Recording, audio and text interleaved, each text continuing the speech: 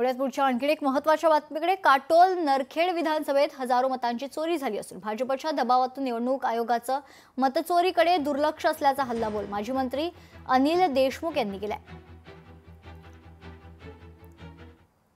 महाराष्ट्रामध्ये माझ्या मतदारसंघामध्ये, माझ्या काटोल मतदारसंघामध्ये आम्ही गेल्या 3 महिन्यापासून जवळजवळ 60 लोकांची एक टीम लावली होती आणि त्या टीमनी संपूर्ण मतदार यादीचा संपूर्ण अभ्यास केला, संपूर्ण कागदपत्र जमा केले आणि त्यामध्ये असं आढळलं की काटोल मतदारसंघामध्ये विधानसभेच्या निवडणुकीमध्ये